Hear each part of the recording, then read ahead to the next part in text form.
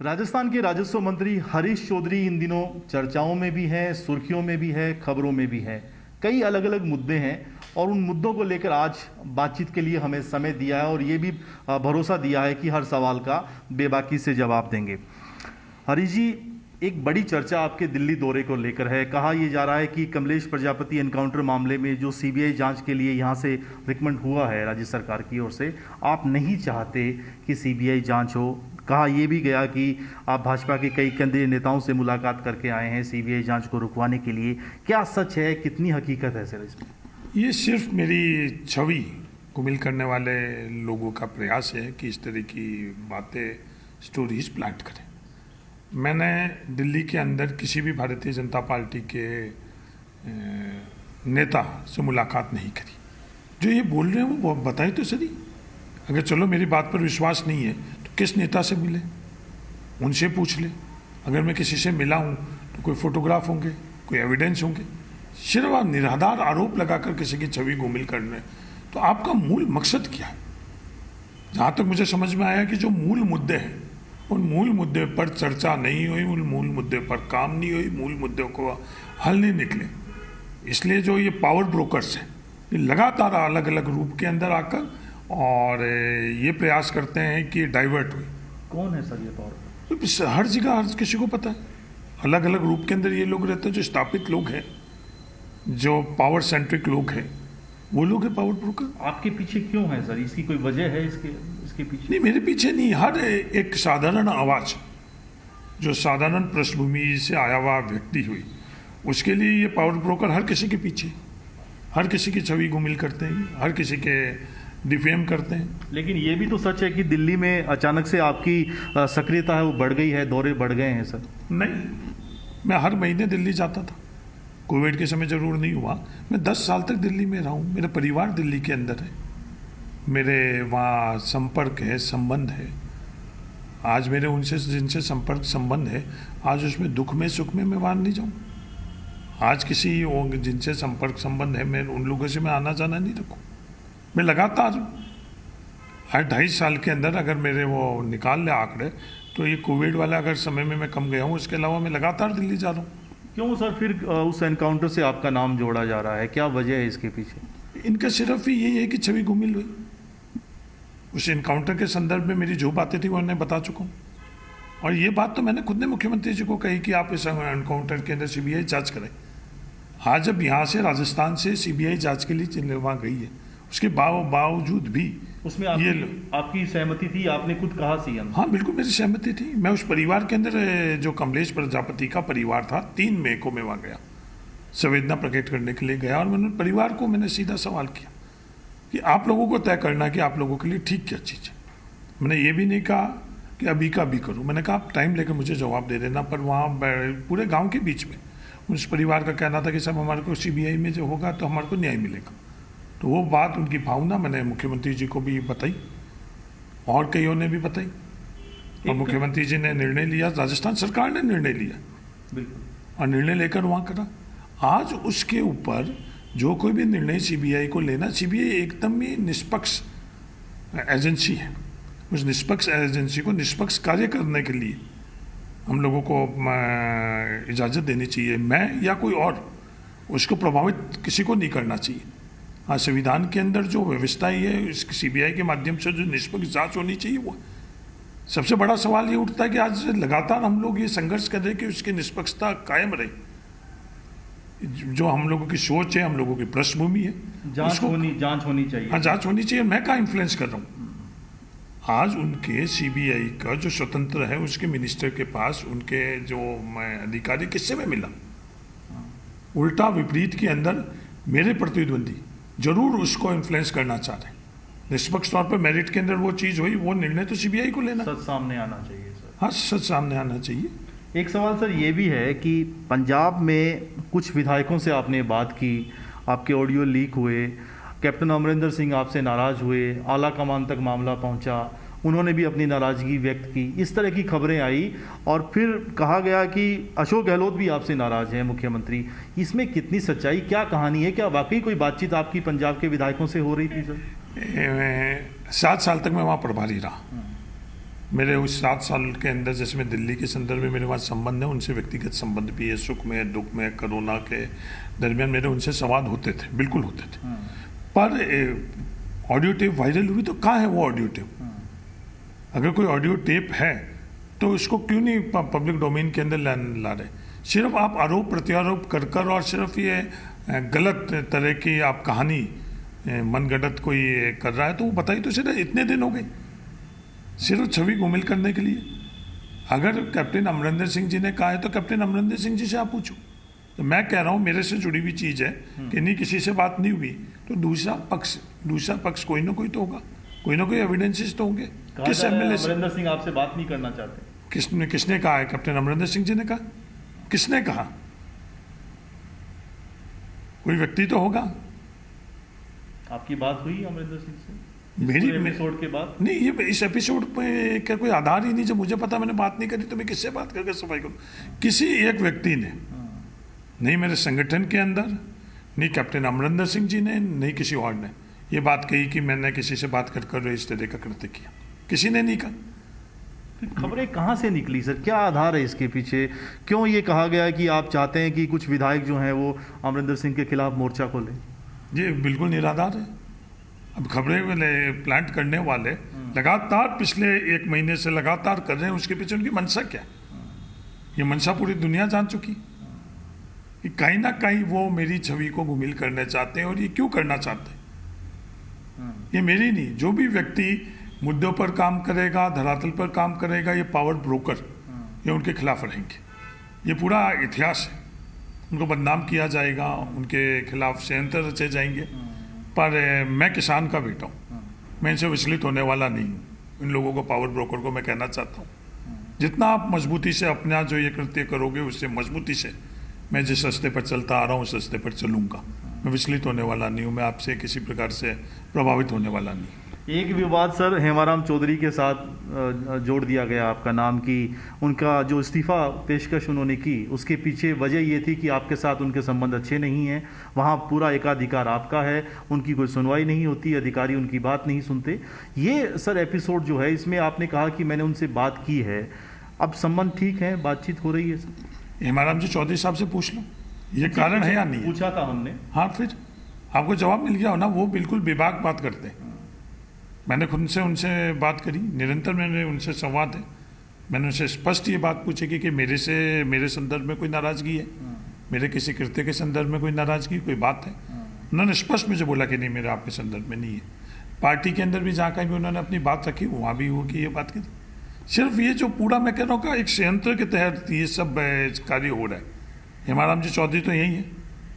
अगर कोई भी ये बात पूछना चाहता तो उनसे पूछो। लेकिन आप ये तो चाहते हैं कि इस्तीफा नहीं दे वो?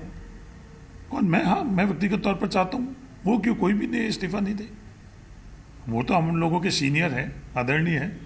कोई भी, क्योंकि आज डेमोक्रेसी के अंदर हर समस्या का समाधान संवाद से होता है। संवाद से मूल मुद्दे क्या है उसको समझकर उनको एड्रेस कर हल करने से होता है। और वो निरंतर करता रहे। जिनकी जिम्मेवारी है वो लगातार इस चीज़ में है। मेरी भी कोई भी जिम्मेवारी संगठन की तरफ से लगी हुई नहीं है, पर मैं उनसे मेरे संबंध है, इसके कारण मेरे उनसे संवाद लगातार रहते। सर एक सवाल ये भी कि आपने हमेशा कोशिश की है कि किसी गुट में नहीं रहा जाए, सचिन पायलट हो या सीएम अशोक गहलोत का गुट हो। आप कहते हैं कि मैं कांग्रेस पार्टी के साथ हूं, और कहा यह भी जाता है कि राहुल गांधी के साथ आपके बहुत अच्छे जो है ताल्लुकात हैं। वर्तमान में जो हालात हैं सर, लगता है केंद्र में पार्टी बहुत कमज़ोर हो गई है। देश के कई राज्यों को छोड़ भी दें तो भी संगठन के तौर पर पार्टी बहुत कमज़ोर है। जो कमांड होनी चाहिए, विवादों का निपटारा जितनी जल्दी होना चाहिए, राहुल गांधी, सोनिया गांधी नहीं कर पा रहे हैं। देखो, कांग्रेस पार्टी है क्या? कांग्रेस पार्टी एक आइडिया और आइडियोलॉजी पर आधारित पार्टी। जो कोई भी कांग्रेस का संगठन के अंदर है, जो भी इनसे जुड़ा हुआ व्यक्ति है, उस आइडिया और आइडियोलॉजी को मानते हैं। जहाँ तक ये बात की जा रही है कि ये कांग्रेस कमज़ोर है, नहीं, कांग्रेस कमज़ोर नहीं। आज जो गलत प्रोपेगेंडा किया जा रहा है देश के अंदर, जो पावर ब्रोकर लोग हैं जिनके मैं बात कर रहा हूँ, वो गलत प्रोपेगेंडा कर रहे हैं। जो मूल मुद्दे हैं, मूल इश्यूज हैं, उनको डाइवर्ट कर रहे हैं। उदाहरण के तौर पर बेरोजगारी का आंकड़ा छुपाना देश से, उसके पीछे किसका क्या मकसद हो सकता था? इस लोकसभा चुनाव से पहले बेरोजगारी का आंकड़ा छुपाना। आज चौथा जो कृषि बिल राजस्थान के अंदर हम लोगों ने पास करके विधानसभा से राज्यपाल के पास, महामहिम में राज्यपाल के पास पहुंचा है कि 5 एकड़ तक की जमीन की कुर्की नहीं हो सकती। इससे किसका फायदा हो रहा है? सिर्फ वो पावर ब्रोकर जो लॉबी है उसके अलावा किसी का फायदा हो रहा? नहीं हो रहा। कोई कल्पना कर सकता है कि इस तरह के कानून भी रोके जा सकते हैं इस देश के अंदर? आज हालात ऐसे बने हुए, कोई जवाब दे सकता है?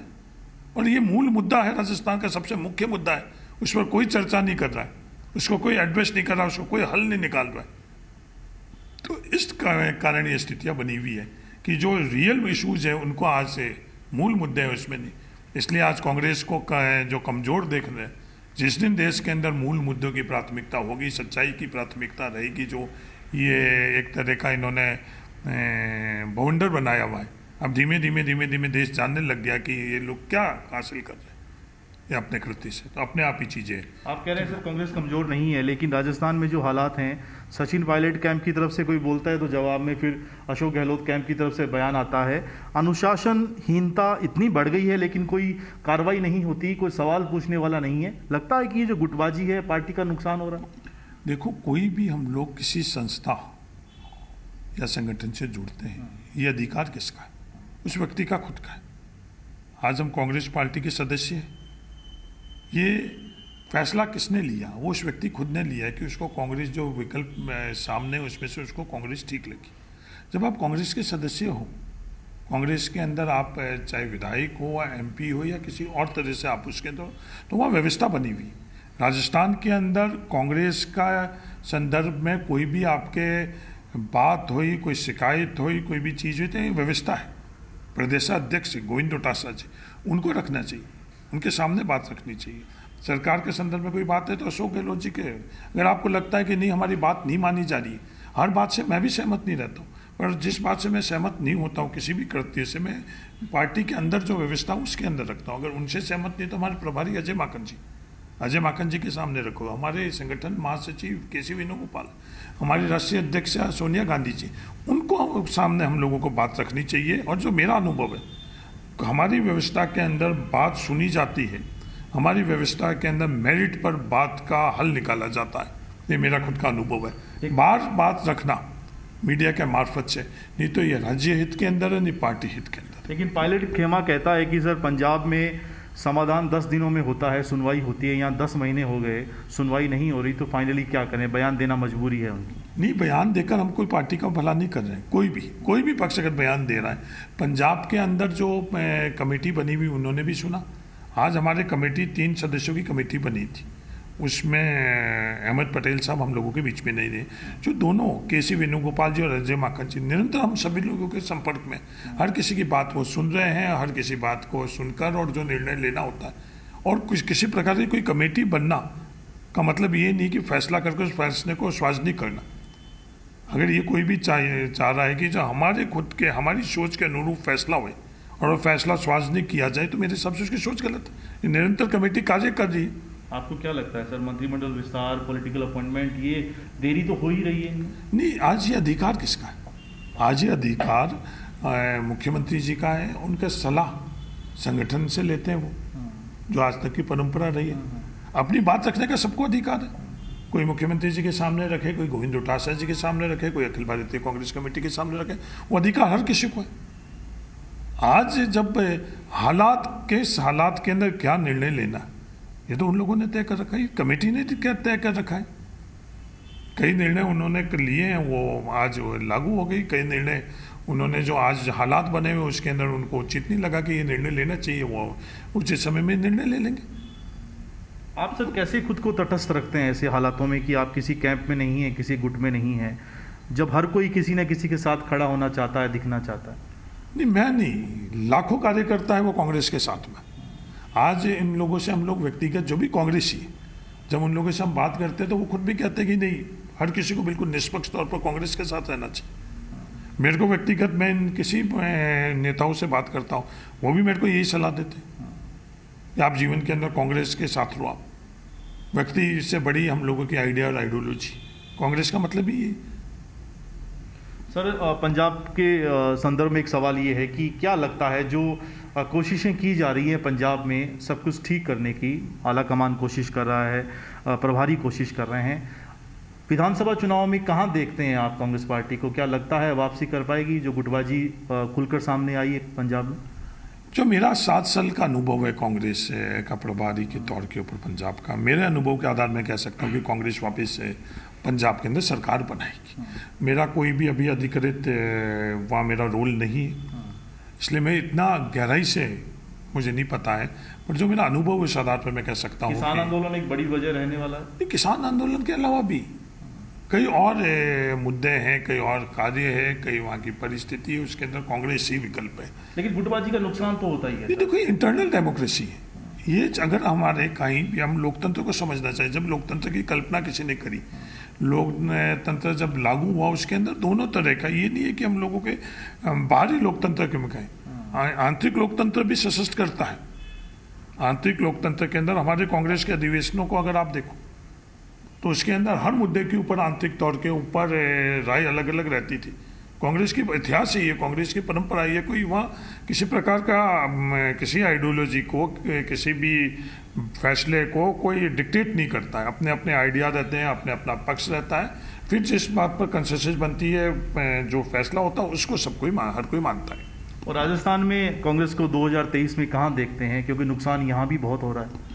नहीं, 2023 के अंदर हम मजबूती से एकजुट होकर और कांग्रेस पार्टी लोगों के बीच में जाएगी, और जो बेहतरीन कार्य हुआ है विशेषकर कोविड प्रबंधन, अगर आस पड़ोस के राज्यों को अगर हम लोग की तुलना हम राजस्थान से करें तो राजस्थान की जनता अच्छी तरह से जानती है कि राजस्थान के अंदर किस प्रकार से बेहतरीन कोविड का प्रबंधन पिछले 1 सालों से हो रहा है। ये राजनीतिक जो भी कंट्रोवर्सीज है ये एक अलग पहलू है, पर जो धरातल के अंदर कार्य हुआ है विशेषकर कोविड का कार्य हुआ है, बाकी सीमित संसाधन के बावजूद भी हर क्षेत्र के अंदर कार्यों में वो पूरे राजस्थान के लोग देख रहे हैं, और राजस्थान के लोग बड़े सतर्क हैं, सचेत हैं, वो सही निर्णय लेंगे, ये मुझे पूरा विश्वास है। एक आखिरी सवाल सर, कहा यह जा रहा है कि जुलाई में जब अधिवेशन होगा दिल्ली में कांग्रेस का, तो राहुल गांधी को ताजपोशी जो है फिर से मिल सकती है। आपको लगता है ये फैसला ठीक रहने वाला है? राहुल गांधी पूरी तरीके से तैयार हैं पार्टी को फिर से रिवाइव करने के लिए? आज देश के अंदर सबसे मजबूती से जो इन पावर ब्रोकर लॉबी के सामने कोई खड़ा है, नरेंद्र मोदी जी के जो ये सामने खड़ा है, जो भारत के आइडिया और आइडियोलॉजी, देश के आइडिया आइडियोलॉजी के जो संविधान के लिए कोई खड़ा तो कौन है? सिर्फ राहुल गांधी जी। लगातार ये मुहिम चलती आ रही है कि उनको किस प्रकार से डिफेम किया जाए, उसके बावजूद वो विचलित नहीं हुए। लगातार जिस दिन से वो राजनीतिक क्षेत्र के अंदर मजबूती से लगातार और बड़ी उनकी दूरदर्शी सोच है। कोरोना के संदर्भ के अंदर जो उन्होंने बात करी वो आज पूरा देश जान रहा है कि वो बिल्कुल सही बात थी। आज डिमोनेटाइजेशन के लिए बात करी, आज उन्होंने अनएम्प्लॉयमेंट के बारे में बात करी, हर क्षेत्र के अंदर जो उनकी समझ है, जो उन्होंने बात करी, वो आज पूरी देश और दुनिया जान रहे हैं कि उनकी बात सही। तो मैं आज हम लोगों के पास देश के अंदर जो विकल्प है उसके अंदर अगर सबसे सशक्त विकल्प जो देश का नेतृत्व कर सकते हैं वो राहुल गांधी। विवादों से विचलित आप भी नहीं हैं? नहीं, विवादों से विचलित बिल्कुल भी नहीं है। ये हरीश चौधरी राजस्व मंत्री के तौर पर इनके कामकाज की बहुत सराहना हुई है राजस्थान में, लेकिन पिछले कुछ दिनों से अलग अलग विवाद इनके नाम के साथ जुड़े और आज खुलकर एक एक सवाल का जवाब दिया है। कहा यह गया है कि कुछ लोग हैं जो लगातार इस तरह की स्टोरी प्लांट करवा रहे हैं, मेरे खिलाफ खबरें बना रहे हैं, लेकिन मैं इन विवादों से विचलित होने वाला नहीं हूँ। राजस्थान हो, पंजाब हो, दोनों की सियासत के बारे में कहा है कि इंटरनल कुछ मतभेद हो सकते हैं, लेकिन आने वाला समय कांग्रेस का होगा दोनों राज्यों में। और सबसे बड़ी बात ये कि राजस्थान में मुख्यमंत्री अशोक गहलोत के नेतृत्व में अच्छा काम हो रहा है और राहुल गांधी कांग्रेस के अगले अध्यक्ष फिर से बनने चाहिए। कैमरामैन देव के साथ सुशांत पारिक, जी मीडिया, जयपुर।